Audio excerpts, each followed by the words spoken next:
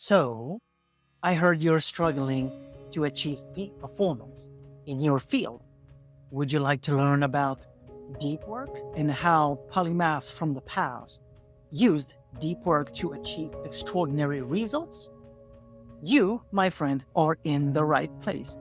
My name is Mervine Gowry, and in today's video, we're going to learn about deep work, what it is, peak performance, what it is, how these two can be linked, and how you can use both of them to achieve great results.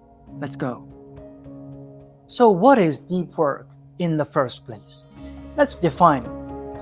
According to Cal Newport, who wrote the famous book, Deep Work is the ability to focus without distraction on a cognitively demanding task, right?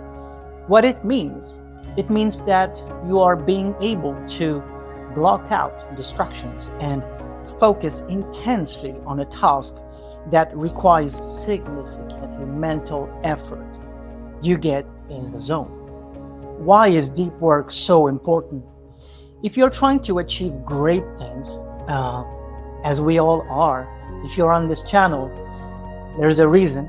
And well, the great benefit of deep work is that it allows you to work more efficiently and to produce greater quality work.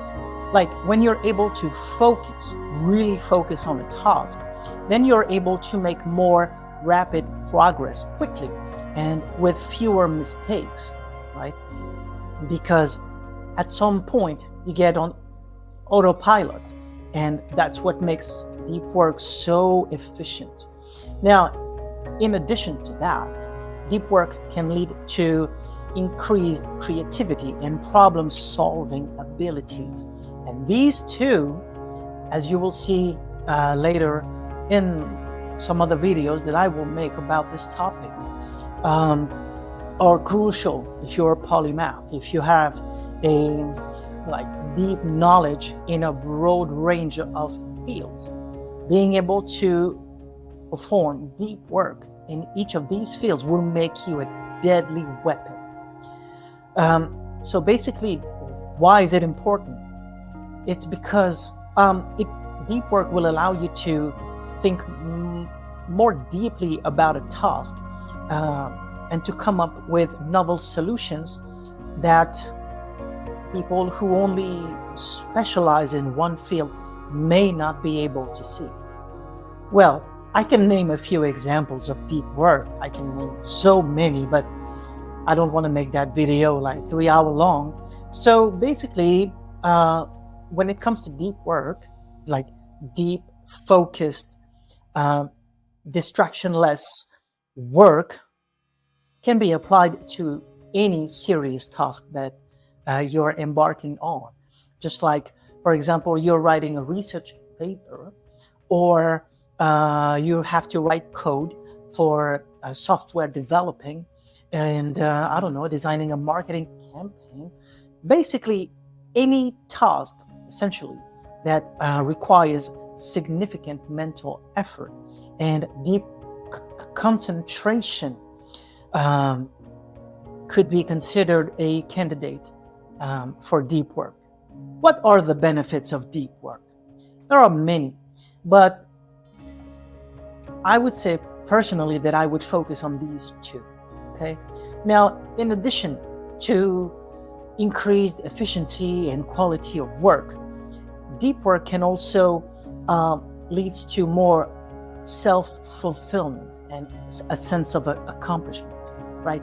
Because let's see it that way. When you perform deep work, you make progress, which to me is happiness. I feel happy when at the end of the day, I'm in bed, reflecting on my day, reviewing my day, how it went, and reviewing if I did what I said I was going to do. And trust me, when you tick off those tasks on your to-do list at the end of the day, and you're like, I did this, I did that, I did this, I did that. That sense of satisfaction is priceless. Priceless. Just knowing that you're moving forward towards that goal that you set for yourself. And again, this is priceless. Like when you're able to focus intensely on a task and make progress, you're likely to feel a sense of satisfaction and accomplishment. And additionally, it reinforces your expertise in a particular area, as it allows you to delve deeply on a subject and learn more about it. The more you learn about it, the more you practice, the more you fail, the more you adjust, the more you make progress, because that's how learning works. Let's take a look at a few examples of giants of this world, of the polymath, people that were known in the past. Some of them are more recent, from the 20th century, and some of them are even more recent in the modern era. So let's take a look. The first one is the guy, the polymath, that everybody refers to when it comes to describing what a polymath is, what a multi-potentialite is, what a Renaissance man is.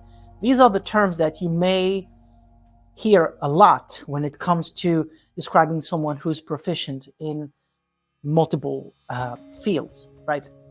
Now, Leonardo da Vinci was known for his ability to focus intensely on a single task for long periods of time. It was just fascinating. I'm not going to go through the whole history. Maybe I'll make a video about Leonardo da Vinci. Why is he considered as one of the great polymaths that we know? Well, he would often work on a project for hours, even days at a time, without getting up, without taking a break. He was into that deep work, and that deep work was accomplished through a flow state. I'm not going to go in details right now. I'm so excited about this topic, like flow state. It's been a game changer for me. I will go deeper, more details in another video, but man. And like when it comes to Leonardo da Vinci, this intense focus allowed him to make significant progress in various projects, which included everything from painting, sculpture, engineering, and architecture, and many various fields that seem to be scattered around, not related. But that's what a polymath person does. They make connections in between these topics, fields, interests that no one else can make. They make connections that no one else can make. So Leonardo da Vinci was a genius in that sense. He was able to excel, to be proficient in fields that usually people would specialize in. So basically, Leonardo da Vinci was a multi-specialist. And to me, that's how I refer to myself and to some other friends that I have. Multi-specialist, not a generalist, not a specialist, a multi-generalist. Next, we have the one and only Albert Einstein. Albert Einstein was a polymath who relied on deep work to achieve extraordinary results, as we all know, especially in physics, but also in mathematics. So he famously worked in solitude. He was always isolated. Okay, and that's what a lot of people don't understand, right? When you're a polymath, you get so laser focused on a task that most likely is very hard, very difficult to master, right? But we spend so much time learning about the skills, practicing it, failing, adjusting, retrying, that it's that cycle of learning, practicing, failing, adjusting, learning, etc., etc. And that's how it goes. And you can't be interrupted by your environment. You need to isolate yourself. Albert Einstein would spend a lot of time alone working and thinking about an idea, right? And he would spend this much time alone only so he can make the connections that he wouldn't have been able to make otherwise. Because you need to be alone in that flow state, in that deep focus mode, in order to be able to interconnect all the knowledge and the skills that you've experienced before. That's how it works. There are many other examples that I could have used here. Maybe I will use these examples in different other videos.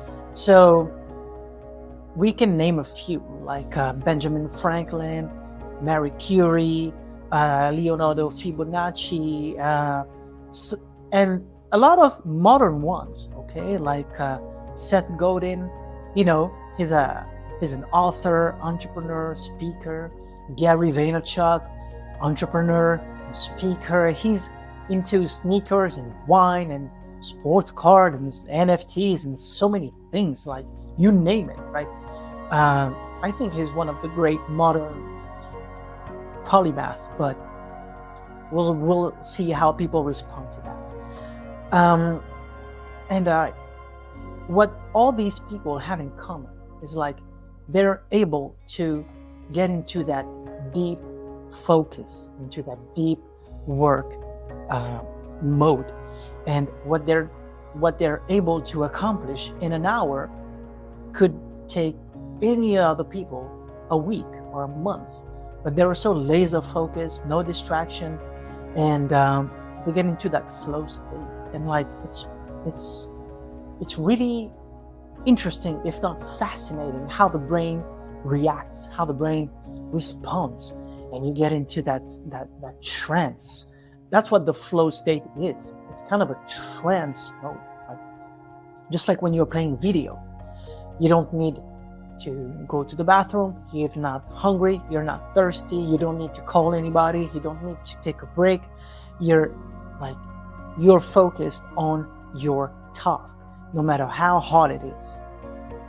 So now you know what deep work is, and the polymath from the past and the modern ones who used deep work to accomplish great things.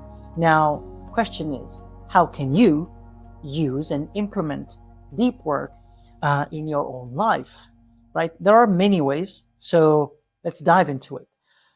First, you need to set aside blocks of time for deep work. This is crucial to prioritize your time, your schedule. Like Jordan Peterson would say, set a damn schedule. It's not a prison, right? Now, one of the keys to successful deep work is setting aside dedicated blocks of time to focus on a single task, right? If you're going to block 1 hour anyways about project number one, make sure for this 1 hour you only focus on project number one. Don't try to multitask. Go laser focused on this project number one. You will see great results, man. It's just, of course, depending on your schedule, you might only block 30 minutes but like, it doesn't matter. Regardless how much time you dedicate to a project, make sure you dedicate time for this project.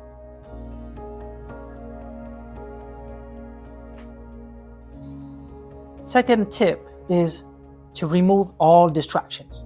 You need to, right? You can put your phone on airplane mode, you can put it in a different room, like, isolate yourself, close the door. Even if you have to go into, I think on the iPhone and on the Mac OS, you can go into like work mode or deep work mode. You can create your own focus mode. So basically you have no excuse, okay? Remove all the distraction. You tell your friends, your family, your wife, your spouse, your partner, whoever is around, don't disturb me for the next hour. I need to focus. I need to finish this, finish that. I need to work on this. I need to make progress. Let people know, let your environment know how progress is crucial to you. Okay? Sometimes it's not about selfish. It's not about being selfish. It's all about prioritizing what's important to you. We all have things that we do prioritize, right? Now, focus on you. Remove all distractions and get to work. Third tip, to me, is very important because it really served me well. Now, okay, you dedicated a block of time, okay? And you already know all the distractions that might interrupt your deep work session. Now, the key is during that block of time that you are in, what do you do? What do you do? You need to plan that up front, right? In advance. Right before you start that session, it needs to be clear in your mind. If you need to write it down, even better. I would highly recommend that you write down like, okay, I need to focus on 3 things during that 1 hour block of time that I'm dedicating to this task. And it might be like task 1, task 2, task 3. You name it, whatever it is, but try not to make it more than 3 because then you might get overwhelmed, and when you're done with the session, you won't get that satisfaction feeling and self-fulfilling feeling that we described in the first part of this video. Now, to sum it up, okay, dedicate blocks of time, remove distractions, and for all your session, decide in advance what you are trying to accomplish in that deep work session. All right, that's a wrap for this video about deep work and peak performance for polymath people. And I think it's an important one because as polymath, we are so interested in so many things, okay? We want to know everything. We want to master everything. We want to do everything, okay? You might not be able to do everything that you're interested in, but when you use deep work, okay, you will be able for 1 hour, 2 hours, and then it's going to compound. You will be able to accomplish deep work, like deep laser-focused work on one task at a time. And you get that snowball effect, the compound effect, right? Now, it's crucial because as polymath, we tend to be everywhere, okay? To spread ourselves too thin might lead to burnout, and then you're not going to do anything for 6 months. That's how it works. That's how we work. That's how I work, okay? Whoever works like this, you know who you are. Now we've been through deep work, like what it is, what are the benefits, who are the polymath who used deep work to accomplish great things, and how you can implement deep work. So I hope you learned more about deep work, peak performance, and how it can be useful to you.